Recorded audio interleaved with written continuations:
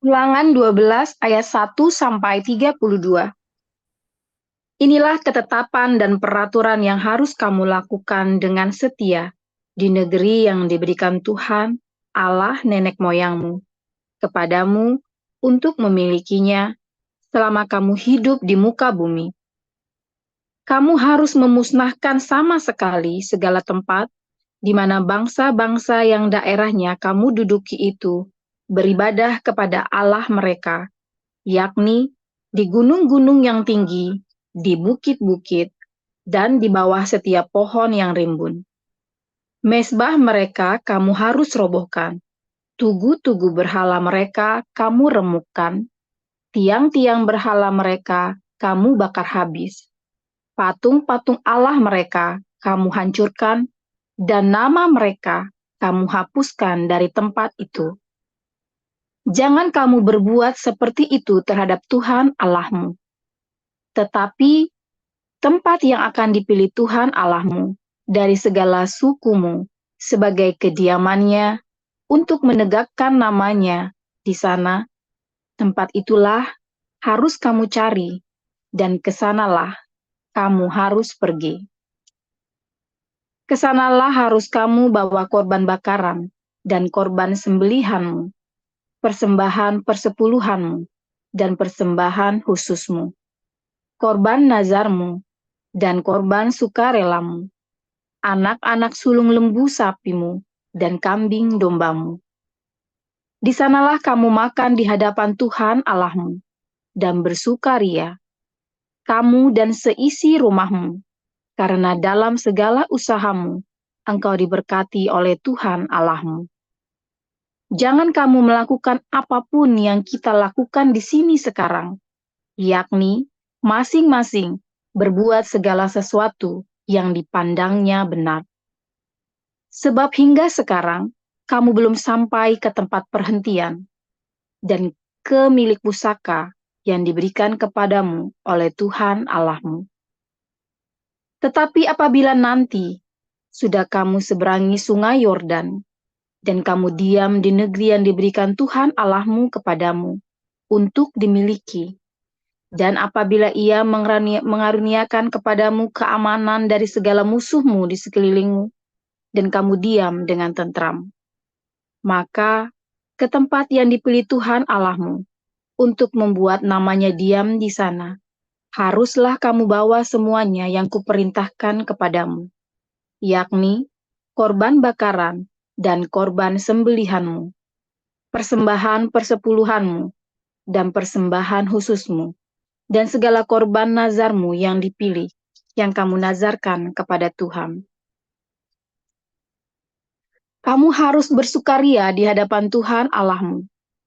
Kamu ini, anakmu laki-laki, dan anakmu perempuan, hambamu laki-laki, dan hambamu perempuan, dan orang Lewi yang di dalam tempatmu.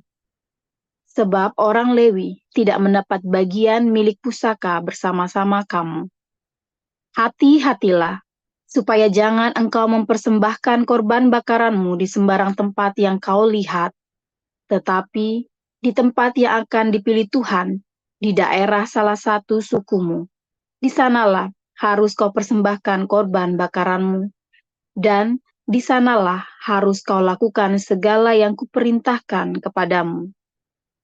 Tetapi engkau boleh menyembelih dan memakan daging sesuka hatimu, sesuai dengan berkat Tuhan Allahmu yang diberikannya kepadamu di segala tempatmu. Orang najis ataupun orang tahir boleh memakannya, seperti juga daging kijang atau daging rusa. Hanya darahnya janganlah kau makan, tetapi harus kau curahkan ke bumi seperti air. Di dalam tempatmu tidak boleh kau makan persembahan persepuluhan dari gandummu, dari anggurmu dan minyakmu, ataupun dari anak-anak sulung lembu sapimu, dan kambing dombamu, ataupun sesuatu dari korban yang akan kau nazarkan, ataupun dari korban sukarelamu, ataupun persembahan khususmu. Tetapi di hadapan Tuhan Allahmu, haruslah engkau memakannya di tempat yang akan dipilih Tuhan Allahmu. Engkau ini, anakmu laki-laki dan anakmu perempuan, hambamu laki-laki dan hambamu perempuan, dan orang Lewi yang di dalam tempatmu, dan haruslah engkau bersukaria di hadapan Tuhan Allahmu karena segala usahamu. Hati-hatilah, supaya jangan engkau melalaikan orang Lewi selama engkau ada di tanahmu. Apabila Tuhan Allahmu telah meluaskan daerahmu nanti, seperti yang dijanjikannya kepadamu, dan engkau berpikir, aku mau makan daging, karena engkau ingin makan daging, maka bolehlah engkau makan daging sesuka hatimu. Apabila tempat yang akan dipilih Tuhan Allahmu untuk menegakkan namanya di sana terlalu jauh dari tempatmu, maka engkau boleh menyembelih dari lembu sapimu dan kambing dombamu yang diberikan Tuhan kepadamu, seperti yang kuperintahkan kepadamu, dan memakan dagingnya di tempatmu sesuka hatimu.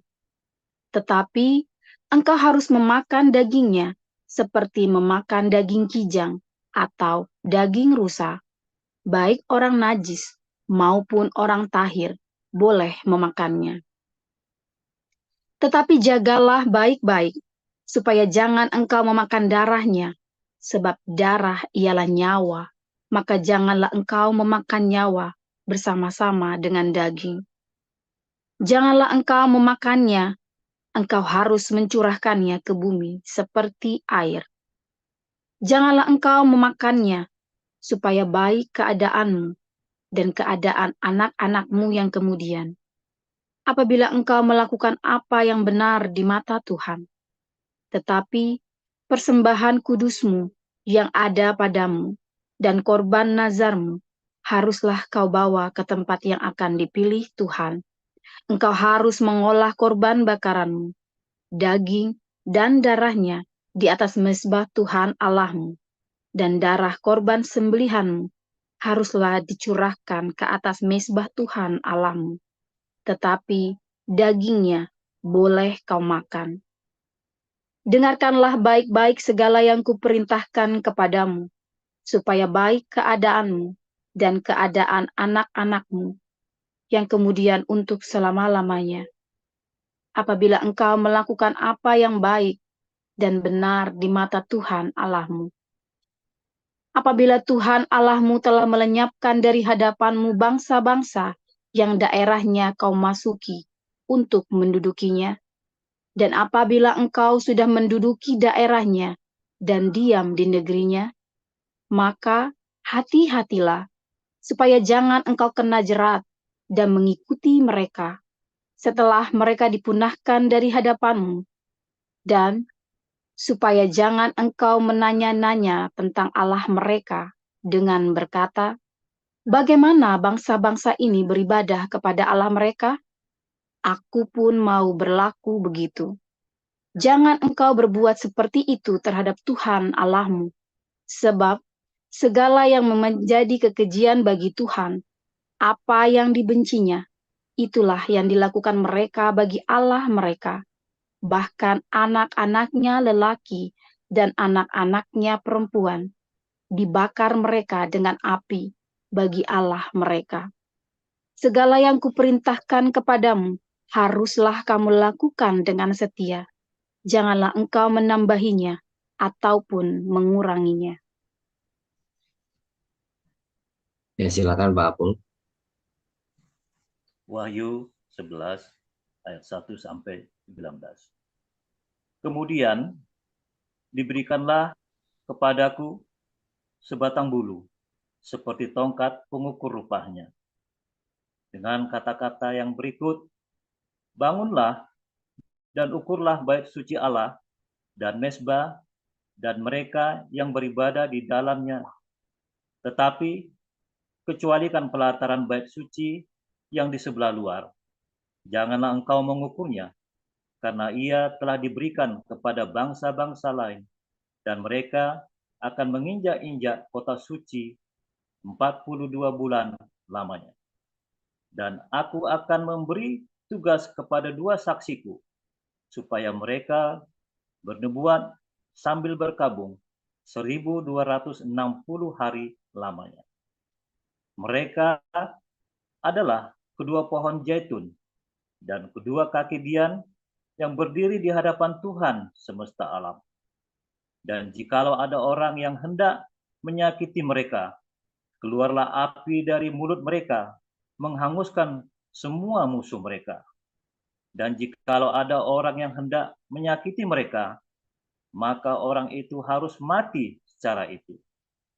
Mereka mempunyai kuasa menutup langit, supaya jangan turun hujan selama mereka bernubuat, dan mereka mempunyai kuasa atas segala air untuk mengubahnya menjadi darah, dan untuk memukul bumi dengan segala jenis malapetaka setiap kali mereka menghendakinya.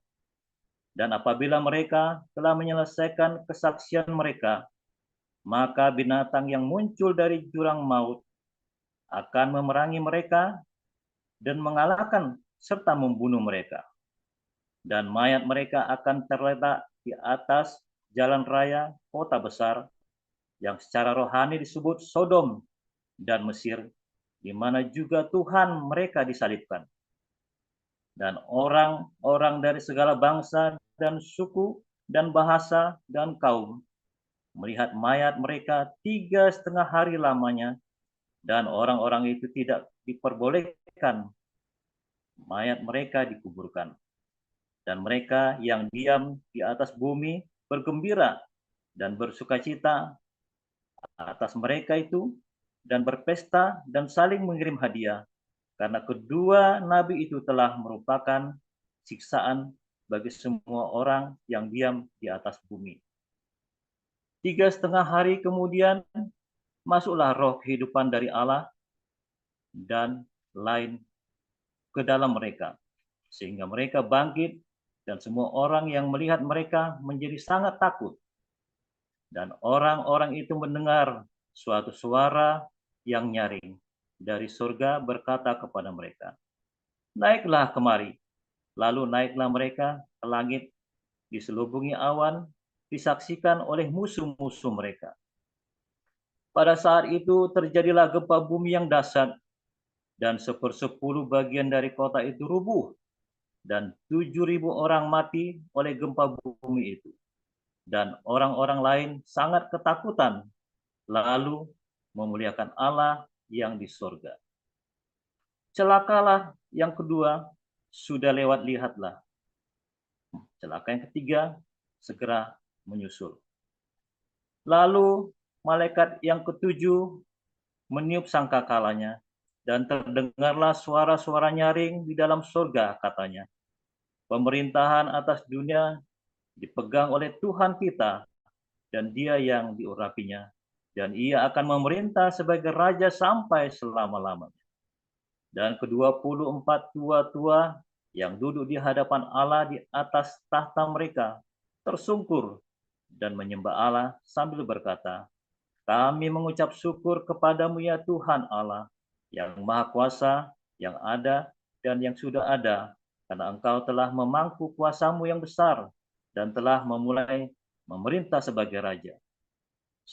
Dan semua bangsa telah marah, tetapi amarahmu telah datang, dan saat bagi mereka, bagi orang-orang mati untuk dihakimi, dan untuk memberi upah kepada hamba-hambamu, nabi-nabi dan orang-orang kudus, dan kepada mereka yang takut akan namamu, kepada orang-orang kecil dan orang-orang besar, dan untuk membinasakan barang siapa yang membinasakan bumi. Maka terbukalah bait suci Allah yang di surga, dan kelihatanlah tabut perjanjiannya di dalam bait suci itu, dan terjadilah kilat dan deru-guru, gempa bumi, dan hujan lebat. Demikian firman Tuhan.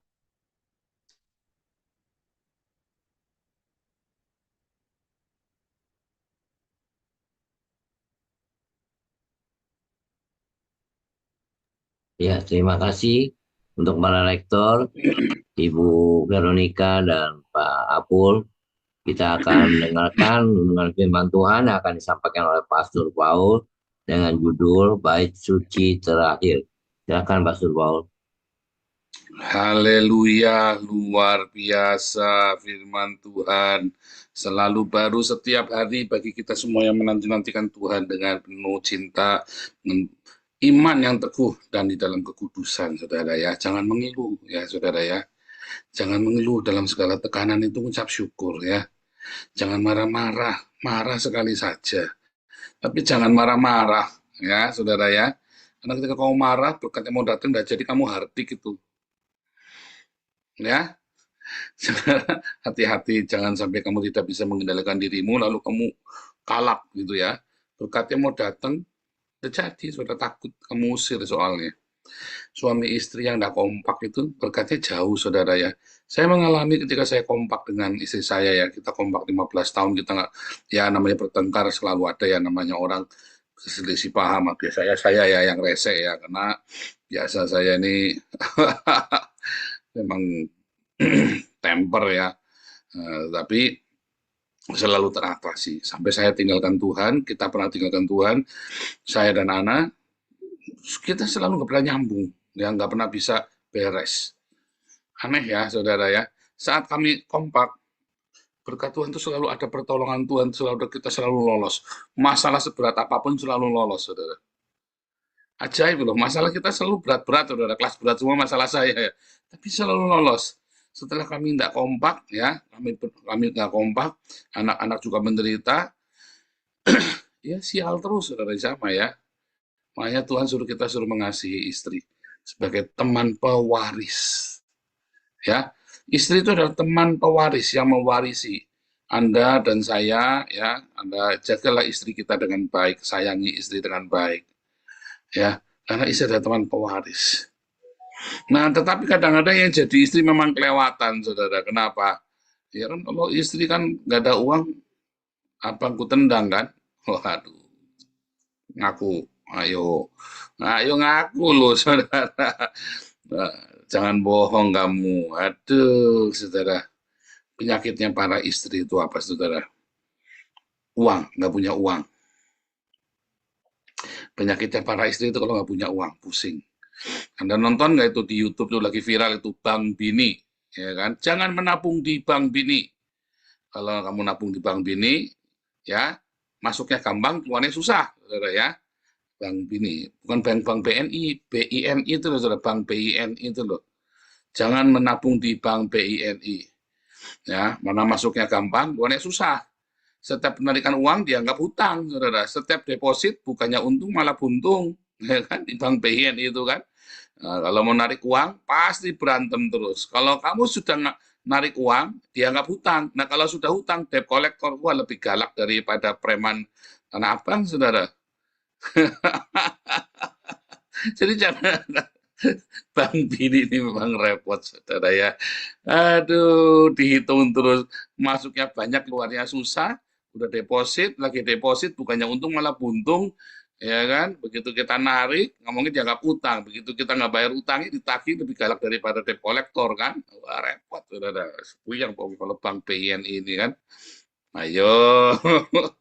Tapi memang harus begitu ya. Istri itu harus begitu, saudara. Kalau tidak begitu, uangnya habis kamu nanti. Harus begitu ya, seorang wanita itu harus pegang uang yang kencang. Masalahnya kemudian suaminya nggak boleh narik, tapi dia sendiri juga boros, ya juga jangan. Saudara sepakat ya dalam keuangan, jangan biarkan ya. Intinya kan begini, saudara, dalam keuangan rumah tangga itu ya, bukan berapa uang yang masuk, saudara. Keuangan dalam rumah tangga itu bukan berapa uang yang masuk, tapi berapa uang yang keluar. Bagaimana kamu bisa mengendalikan, kamu bisa memanage uang yang keluar itu, saudara.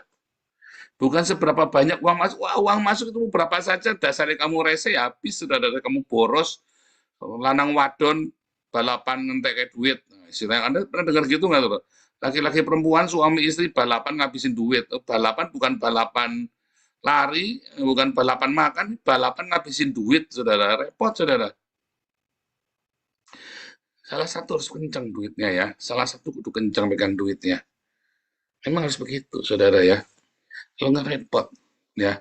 Suami istri itu jangan sampai dua-duanya balapan ngabisin duit.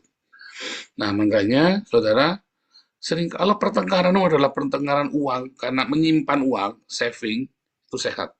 Kalau pertengkaranmu adalah karena pertengkaran nggak punya uang, itu nggak sehat, saudara. Ya, pertengkaran nggak punya uang. Kalau pertengkaran karena kamu masalah menyimpan uang, masalah menghemat, masalah mau beli barang, jangan. Itu sehat. Sekencang apapun pertengkarannya, ya, sampai gebrak pintu, sampai membanting piring, ya, tapi kencang masalah uang ya, karena nggak mau keluar uang, itu sehat, saudara. Tapi kalau pertengkarannya karena tidak punya uang, itu nggak sehat. Maka suami istri harus bekerja, kalau benar-benar nggak ada uang masuk. Tetapi puji syukur ya, komunitas kita memberikan sembako dan beberapa kebutuhan lainnya, bahkan rumah pun kita bayar di kontraknya. Kalau kamu masih bertengkar, mah kelewatan, saudara. Kalau masih bertengkar, kelewatan. Apalagi kamu mau pertengkarkan, coba. Ya, saudara ya. Tadi ya, kita baca firman Tuhan. Bait suci, di dalam bait suci itu, kamu bisa berbagi makanan. Kamu bisa makan daging, saudara. Bahkan orang-orang pun mendapat berkat di situ. Itulah komunitas. Bait suci itulah komunitas kita ini, saudara, bait suci. Ya, gereja, bait suci, kitalah bait suci komunitas. Ya, saudara ya. Di mana kita bisa berbagi satu sama lain. Ya, makanya kalau di Eropa, kalau kita habis ibadah pasti makan siang sama-sama, atau kalau malam ya kita makan malam sama-sama ya. Kita pasti makan siang sama-sama atau makan malam sama-sama. Ya, saudara ya. Itulah bait suci. Ya, makan siang sama-sama atau makan malam sama-sama. Udah simpel sekali. Sehingga semua orang bisa makan enak. Karena orang kan pengen makan enak sekali-kali kan. Makanya yang di Jakarta saya mendukung ya, itu Ibu Linda sama bodohnya kebetulan Linda ya. Linda yang Surabaya sama Linda Jakarta ya. Kita bikin kopdar, kami mendukung ya. Ayo diundang, ajak makan, rame-rame. Ayo mendukung ya, saudara ya. Mendukung, tapi bukan pesta pora, makan yang enak. Tapi bukan pesta pora ya, saudara, beda ya. Makan yang enak ya. Karena itulah kita ngumpulin orang-orang supaya semua orang kan pengen makan enak, saudara ya, sekali-kali kan. Nah, di situ kita berkumpul, ngobrol. Jangan ngukur, pakai pakaian sederhana, jangan mewah, jangan pamer ya, saudara ya. Jangan ngukur ekonomi, jangan waktu kopdar itu. Bait suci yang benar itu adalah di mana semua orang berkumpul, bersehati, bukan buat fashion show, saudara.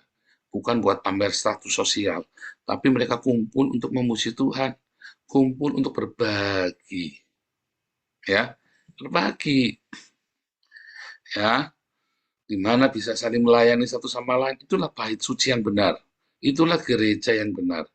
Kalau di gereja itu fashion show, ya, menurut saya itu bukan gereja. Kalau gereja itu Anda berusaha eksis, tampil dengan baju-baju mahal, pakaian-pakaian mahal, merek-merek, ya, itu gaya-gaya, nah, itu bukan gereja, saudara. Ya, itu Anda sedang di dalam perkumpulan selebritis, klub, ya. Tapi kalau gereja itu tempat kamu berbagi, ya, saling bercerita, bukan gosipin orang loh. Nah, kalau gosipin orang itu namanya klub arisan, saudara. Kamu di klub arisan itu pamer, wah saya baru beli Gucci loh, saya baru beli tempayan, gitu ya. Nah, misalnya begitu. Nah, jadi masing-masing itu membawa kesederhanaannya, kebersahajaannya. Ya, ingat-ingat saudara ya, kalau dalam kumpul-kumpul itu jangan pamer-pameran ya saudara ya.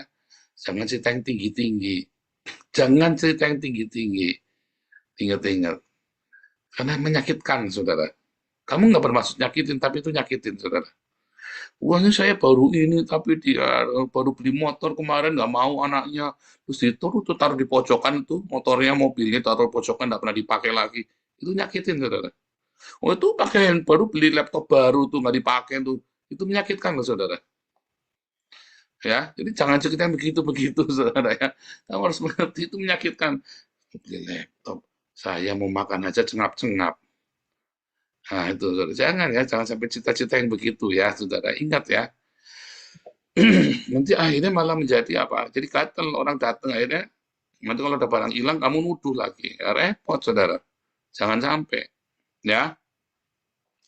Nah, saudara, di dalam bait suci yang terakhir itu, bait suci memang dari awalnya secara fisik bait suci digunakan untuk berkumpul orang percaya, dan di sana dikatakan bawalah persembahan, ya, dan persembahan persepuluhan ke bait suci supaya orang-orang bisa makan. Itulah fungsi bait suci yang paling utama, saudara. Fungsi bait suci yang utama bukan supaya kamu bisa nungging nyembah Tuhan, jengking begitu ya, nyembah Tuhan gitu, tunggang-tungging, bukan, saudara. Fungsi bait suci yang pertama adalah untuk ngasih makan. Serius, saudara. Fungsi bait suci yang paling utama itu adalah untuk bisa ngasih makan. Bawalah persembahan dan persepuluhanmu. Buat apa? Buat ngasih makan orang-orang yang tidak bisa makan. Disitulah ada penyembahan, disitulah ada ibadah. Karena ibadah yang sejati adalah memberi makan. Bukan memberi uang, ya. Bukan memberi uang kepada fakir miskin, tapi memberi makan. Itulah bait suci yang benar, saudara, memberi makan.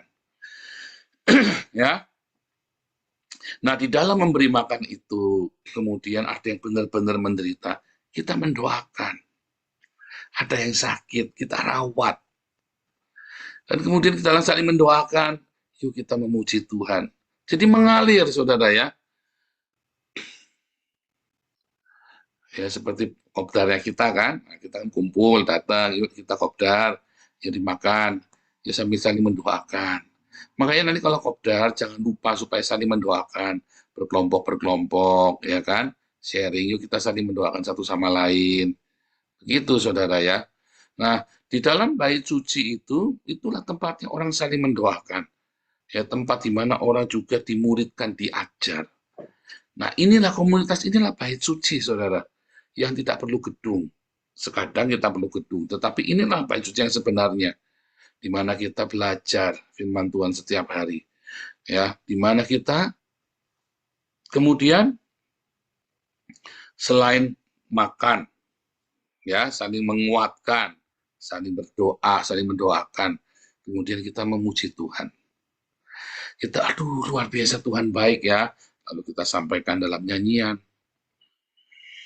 Nah, sebetulnya yang benar itu begitu asal usulnya, saudara, ya. Asal usul itu seperti itu. Adapun ada daging yang dipersembahkan, korban daging, korban sembahan itu apa sih sebenarnya, saudara? Ya, tidak semuanya itu dibakar habis, saudara.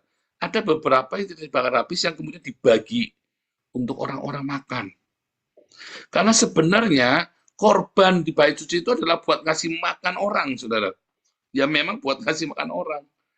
Nah, ritual-ritual itu bagian supaya kamu menghormati. Cara ngasih makan itu udah seramon dilempar. Wah, yang ngasih makan anjing, ini lempar nih daging ke sana, ini lempar daging ke sana. Oh, enggak boleh, saudara. Tujuannya ritual di dalam bait suci itu adalah supaya kamu respect. Supaya kamu jangan menghina ketika kamu bagi-bagi itu. Coba renungkan deh, coba lihat. Kenapa mesti ada ritual? Membakar, padahal daging bakaran itu kemudian dibagi-bagi. Membagi pun ada aturannya, cara baginya, saudara. Supaya orang respect, nggak sembarangan dibagi-bagi, dibuang-buang begitu. Kamu kalau ngasih, kita sama ya, kalau kita berdiakonia, kita selalu ingatkan ya para pengurus, jangan kayak, oh ini orang butuh, mentang-mentang dia butuh, lalu kita semena-mena sama dia. Nggak boleh, saudara. Nggak boleh seperti itu. Kita membagi dengan respect, karena justru karena mereka kita diizinkan melayani oleh Tuhan. Karena ada orang miskin. Makanya Yesus berkata apa? Orang miskin selalu ada padamu, kan? Mengapa orang miskin selalu ada padamu, saudara? Kasihan amat. Orang miskin selalu ada padamu, kata Tuhan Yesus. Ya, tujuannya supaya kamu bisa melayani. Ya, supaya kamu bisa melayani Tuhan. Makanya selalu ada orang miskin di tengah kita. Walaupun kemudian tidak ada lagi yang miskin di tengah kita, karena orang miskin itu kita cukupi. Nah, begitu. Itulah teologi yang benar tentang bait suci. Itulah teologi Kristen yang benar, saudara. Kalau teologimu tidak membawa ke sana, memperhatikan orang-orang miskin, maka itu teologinya ada yang nggak benar, saudara. Kalau inti dari pengajaran kekristenan itu tidak memberi makan fakir miskin, itu ada yang salah, saudara, di situ. Dan itu harus selalu diingatkan setiap hari. Ya, dan menjaga hidupmu di dalam kekudusan. Nah, baik orang Kristen maupun orang Yahudi, ya dua saksi Allah, yaitu orang Kristen dan orang Yahudi. Sama teologinya, saudara. Inti teologi dalam Yudaisme adalah memberi makan orang miskin dan menjaga hidupmu di dalam kebenaran.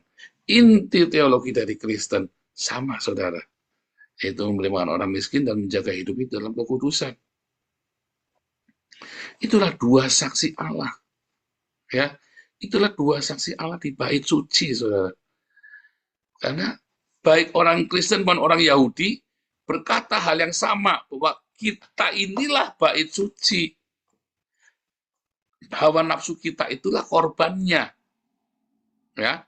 Dan ketika kita membawa persembahan persepuluhan itu adalah untuk orang-orang miskin. Ya, saudara ya. Nah, kemudian ya, di dalam bait suci yang terakhir sudah tidak ada ritual lagi. Bahkan orang Yahudi tidak melakukan ritual-ritual lagi loh, saudara, karena sudah nggak ada bait suci. Orang Yahudi hari ini kalau Anda lihat ke sinagog nggak ada ritualnya, saudara. Tidak ada ritualnya. Sama seperti orang pergi ke gereja, ya, gereja Katolik itu masih rada ribet, masih ada ritualnya. Sama seperti orang pergi ke GKI lah, Anda pergi ya. Karena Anda pergi ke sinagog itu, liturginya namanya ya sedernya itu sama persis dengan kalau Anda pergi ke GKI atau pergi ke gereja evangelikal, saudara ya. Walaupun ada beberapa sinagog yang pakai musik komplit ya, pakai band ya, ada, saudara, lengkap. Seperti gereja Pentakosta Karismatik ada. Tapi intinya yang saya mau sampaikan ya, bahwa baik orang Yahudi dengan orang Kristen itu kita punya cara yang sama. Kita punya teologi yang sama, inti dari teologi yang sama. Kita punya cara hidup yang sama, saudara. Yang berbeda cuma orang Yahudi ada makanan kosher, tidak kosher. Sebenarnya orang Kristen juga ada kosher, tidak kosher, saudara. Tetapi bukan seperti orang Yahudi itu. Artinya kosher, nggak kosher bagi kita adalah, ya saudara, ketika itu menjadi batu sandungan, jangan kita makan. Intinya begitu. Ya, kalau itu jadi batu sandungan, ya jangan usah kita makan. Supaya kita, setiap yang kita lakukan itu jangan menjadi keributan, nggak usah sok-sokan, saudara ya. Nah, tetapi anyway, karena kita orang Kristen sudah menjadi mayoritas, maka sudah nggak perlu lagi kosher yang seperti itu. Karena dulu Kristen itu minoritas, zamannya Yesus, zamannya para rasul. Makanya supaya jangan batu sandungan, sebaiknya ya kita samain cara makan kita dengan orang Yahudi. Intinya begitu ya, saudara ya. Nah, dalam Kisah Rasul 15, Kisah Rasul 21, ya, dalam Roma 14 kemudian dijelaskan lagi dengan sangat jelas ya oleh Rasul Paulus dan oleh para rasul. Ya. Nah, sebentar. Jadi, saudara, apa yang mau kita pahami dari bait suci yang terakhir? Bait suci yang pertama masih ada ritual karena orang belum mengerti bagaimana memperlakukan orang-orang yang kurang beruntung ini dengan layak. Di bait suci yang kedua, yang terakhir, orang semua sudah ngerti, saudara. Dua saksi Allah ini, ya, mereka sudah tidak ada pakai ritual lagi. Baik orang Yahudi maupun orang Kristen. Hari ini nggak ada ritual, sudah saya ceritain ya. Baik di sinagog maupun di gereja sudah nggak ada ritual yang amat sangat seperti zaman ada bait suci. Memang bait suci itu sengaja diruntuhkan, ya, supaya orang jangan terikat dengan hal-hal yang fisik, tetapi melakukan apa yang menjadi esensial dari pengajaran iman kita, saudara. Ya, dan kemudian bait yang terakhir ini yang menjadi berkat bagi seluruh dunia. Ya, bait suci yang terakhir inilah di mana orang melihat dengan nyata aktivitas dari bait Allah, yaitu kita. Makanya komunitas ini selalu saya pamerkan, ya, supaya orang melihat, oh, ini loh cara hidup orang Kristen. Ya, kita pamerkan. supaya orang melihat, hendaklah perbuatan baikmu diketahui oleh banyak orang, kata Tuhan Yesus. Ya, pelita itu jangan taruh di bawah gantang, tapi taruh di atas lemari. Kalau perlu taruh di atas bukit, biar semua orang bisa melihat terang itu. Ya, supaya orang bisa melihat, bukan dengan maksud pamer, saudara.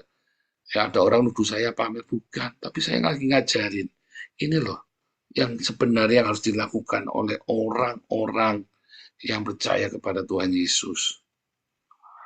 Nah, bait suci yang terakhir ini akan diberi kuasa, saudara.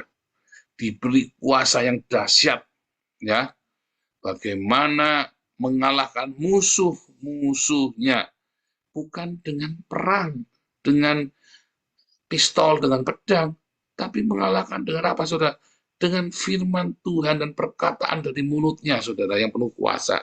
Kalau ini sudah dilakukan, diakonia dan saling mengasihi sudah dilakukan, maka perkataannya kan penuh kuasa. Anda ngamatin nggak semua nubuatan di komunitas ini nggak pernah meleset? Karena kita melakukannya menjadi bagiannya kita. Makanya semua nubuatan di komunitas ini nggak pernah meleset. Ya, dan bahkan kalau Anda percaya, ya, apapun sakitmu sembuh, saudara. Apapun sakitmu sembuh. Lakukan bagian kita, dan Tuhan akan lakukan bagiannya. Anda semua mau kaya, mau miskin, Anda terima bantuan. Makanya saya selalu bilang bolak-balik, Anda yang terima beras, kopi, minyak, terus masih ada 2 kali, masih utuh yang kemarin. Kasihkan sama orang lain. Kasihkan, saudara, jangan kamu simpan. Karena bulan depan kamu dapat lagi. Kasihkan ke orang yang lebih membutuhkan. Hati-hati, jangan kamu jual. Nggak boleh loh kamu jual, saudara. Hati-hati. Berdosa kamu nanti. Para penerima bantuan, kalau kamu ada barang yang sisa bagus di rumahmu, bagikan kepada orang yang membutuhkannya lebih butuh dari kamu, saudara. Nggak boleh kamu jual, nanti kamu, maaf ya, saudara ya, nanti kamu terkutuk, saudara. Kamu menerimanya cuma-cuma, berikan itu kepada sesamamu, berbagilah. Kalau kita semua sudah melakukan itu, saudara, maka kan ada mujizat dari yang paling bawah ekonominya sampai yang paling makmur ekonominya, semua kan mengalami mujizat, saudara. Yang namanya kesembuhan itu bukan menjadi barang aneh lagi di tengah kita. Karena ada kuasa korporat, doa yang sepakat. Setuju Tuhan, ini komunis jadi berkat, setuju Tuhan. Sembuh saudara, sakitmu saudara. Itulah Jehovah, itulah kuasa yang keluar dari mulut 2 saksi Allah ini, saudara. Ya, yang menurunkan api dari langit. Ya, yang orang musuh-musuh mau nyerang, saudara, hari ini orang yang lempar tulah ke saya balik semua, loh, saudara, hati-hati, saudara.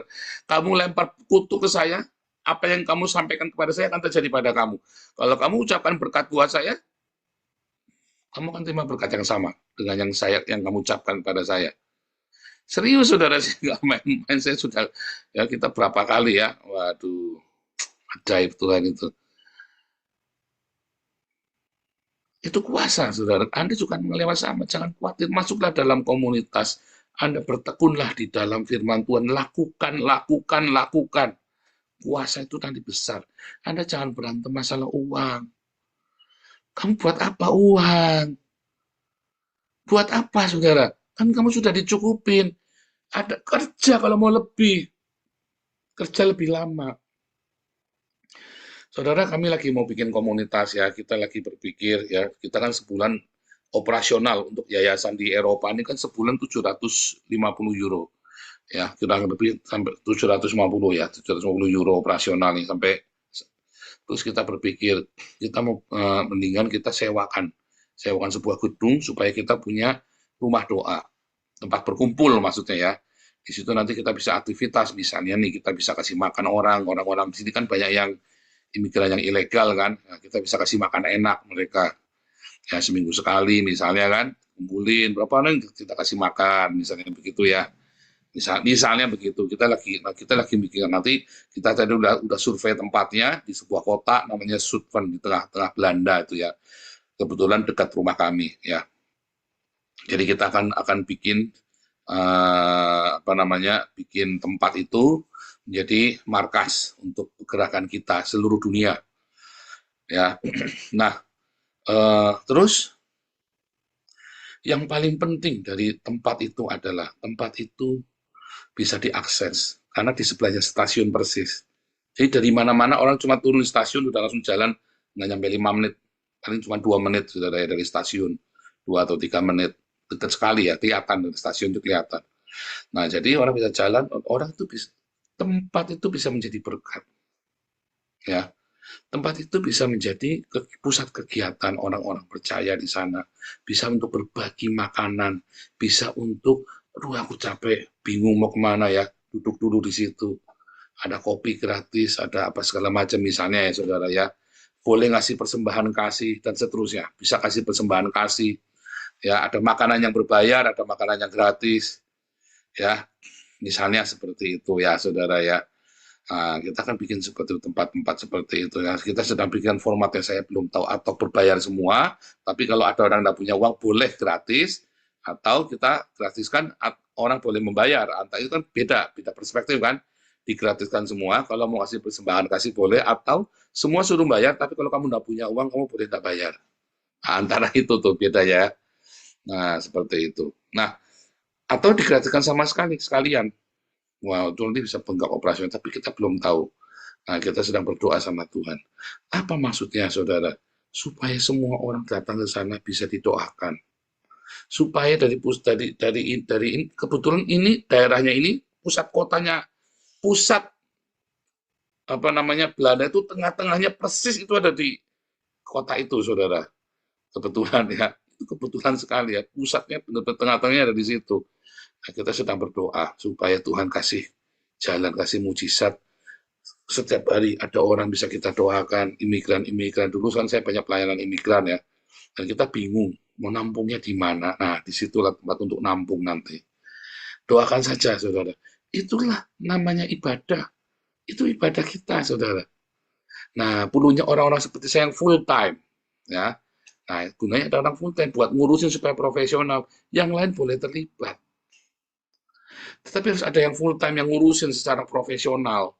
Yang lain yang terlibat untuk supaya bisa ikut, ada yang besuk. Itulah pelayanan, saudara. Itulah fungsi dari bait Allah yang punya kuasa. Waktu besuk, apa yang doain, Pak Jansen doain, ada kuasa. Ya kan? Itu harus dimulai dari itu tadi, diakonia. Jangan kamu sepelekan. Ya, haleluya. Kiranya bait suci yang terakhir, yaitu Anda dan saya, beserta dengan orang Yahudi, kita akan diberi kuasa. Ya, harus ada rema dulu.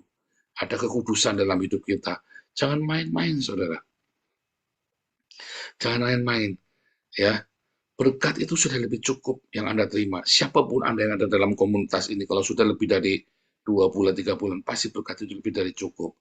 Kalau perlu, saudara, kerja, tambahin jam kerjanya. Ya, kalau kamu masih merasa kamu masih miskin, kamu tambah jam kerjanya. Ya, saya saja kerja sehari sampai, ya saudara, sampai, waduh, sampai overtime. Anak aja ini lagi ngurusin ya, kita lagi ini kalau kerja ini kita semua cancel semua, kita ngurusin dapur, saudara, ngurusin tempat perkumpulan kita ini yang ini ya, Hagio Center ya, kita akan bikin Hagio Center. Kita kan bikin Hagio Center, saudara, supaya orang-orang bisa kumpul di sana, bisa makan, semua bisa diberkati di sana. Anak pasti akan sibuk sekali. Kita aja kerja. Lah kamu kalau masih sehat, nggak kerja kelewatan loh, kamu cuma bisa berantem. Saudara, kalau kamu kurang kerja, saudara, jangan diem di rumah. Ya, Anda semua, kalau kamu kerjanya belum 8 jam, kalau kamu usianya di bawah 60 tahun, di bawah 60 tahun, kamu kerjanya harus 8 jam sehari minimum, saudara. Kalau usiamu di bawah 60 tahun, kamu harus kerja 8 jam sehari minimum. Kalau kamu tidak kerja, kamu cuma nganggur di rumah. Dosa kamu, saudara. Beneran, saudara. Berdosa. Akhirnya yang dosa tok. Nganggur. Kamu sehat. Makan terus. Dosa kamu, saudara. Penyakit tentok. Jangan percaya saya. Ya.